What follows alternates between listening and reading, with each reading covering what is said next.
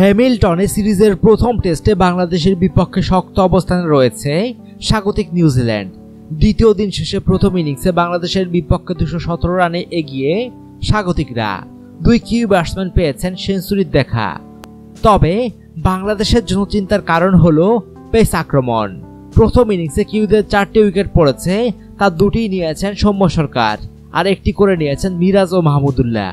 সৌম্য সরকার medium pacer হলেও দলের প্রয়োজনে বল করেন। মূল যে 3 জন পেসার একাদশে রয়েছেন তাদের কেউই সাফল্যের মুখ দেখেননি। আবু জায়েদ, খালেদ আহমেদ ও এবাদত হোসেন আন্তর্জাতিক ক্রিকেটে একদমই নতুন। 3 পেসার মিলে করেছেন 66 ওভার। এরকম অনভিজ্ঞ পেস আক্রমণের কাছ থেকে বেশি কিছু আশা করাটাও বোকামি। দলের সেরা পেসার মোস্তাফিজকে রাখা হয়েছে বিশ্রামে, তাই প্রশ্নটা বারবার উকি দিচ্ছিল কেন একাদশে নেই মোস্তাফিজ। দ্বিতীয় দিনের খেলা শেষে সংবাদ সম্মেলনে সেই কথাটাই জানিয়েছেন টাইগারদের প্রধান কোচ স্টিভ রোডস। তিনি বলেন, ফিটনেসের সীমাবদ্ধতার কারণে মোস্তাফিজকে একাদশে রাখা হয়নি। টিম ম্যানেজমেন্ট মনে করেছে তাকে বিশ্রামে রাখাই ভালো হবে।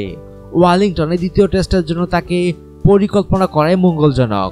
রোডস আরও জানান, পরপর 2 টেস্ট খেলা মোস্তাফিজের জন্য কঠিন হবে। তার কাছ থেকে সেরা পারফরমেন্স পেতে হলে তাকে মানসিকভাবে ফ্রেশ রাখা প্রয়োজন, তাই তাকে বিশ্রামে রাখা ভালো। মোস্তাফিজের অনুপস্থিতির কারণে অনভিজ্ঞ পেস আক্রমণ নিয়ে মাঠে নামে বাংলাদেশ। তবে কৃতিত্বটা কিউ ব্যাটসম্যানদের দিচ্ছেন স্টিভ রোডস।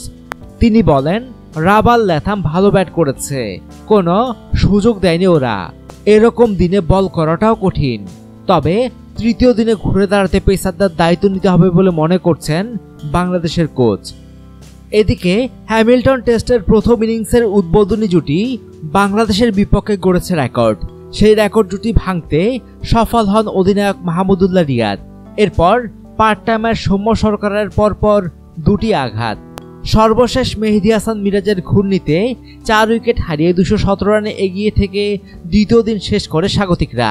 প্রথম দিন শেষে 86 রানে অপরাজিত থাকে নিউজিল্যান্ডের উদ্বোধনী জুটি। দ্বিতীয় দিন নেমে সেই রান টেনে নিয়ে যেতে থাকার পথে হয়ে যায় এক রেকর্ডও। বাংলাদেশের বিপক্ষে কোনো দেশের উদ্বোধনী জুটির সর্বোচ্চ রান করার রেকর্ড এটি। পেছনে পড়ে যায় 2001 সালে ওয়ালিংটনে ম্যাট হর্ন ও মার্ক রিচার্ডসনের 104 রানের জুটি। জিত রাভাল ও টম ল্যাথামের 255 রানের এই জুটি অবশেষে ভাঙেন মাহমুদুল্লাহ রিয়াদ। রেকর্ডের এই উদ্বোধনী জুটি ভেঙে ব্যক্তিগত 132 রানে মাহমুদুল্লাহর বলে ফেরেন জিত রাভাল। বাংলাদেশের বোলারদের ধারহীন বোলিং সামলে স্বাচ্ছন্দ্যই খেলেন এই ব্যাটসম্যান। ক্যারিয়ারের প্রথম টেস্ট সেঞ্চুরিতে তিনি খেলেন 19টি 4 ও 1টি 6-এর মার। অপর প্রান্তে থাকা টম ল্যাথামও পূরণ করেন তার নবম টেস্ট সেঞ্চুরি। তবে 161 রানে সৌম্যের বলে পরাস্ত হয়ে ফেরেন এই ওপেনার। মাত্র 4 রানে সৌম্যের বলেই ফেরেন রস টেইলরও।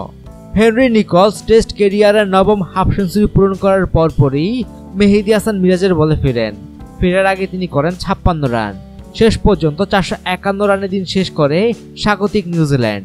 হ্যামিল্টন টেস্টের প্রথম দিন তামিম ইকবালের 126 রানের অসাধারণ ইনিংসের পরও মাত্র 234 রানে গুটিয়ে যায় বাংলাদেশের ইনিংস। অনুগ্রহপূর্বক সংবাদটি লাইক ও শেয়ার করুন এবং দেশ বিদেশের সর্বশেষ খবর জানতে স্পোর্টস লাইট সাবস্ক্রাইব করে বেল আইকনে ক্লিক করে রাখুন। ধন্যবাদ।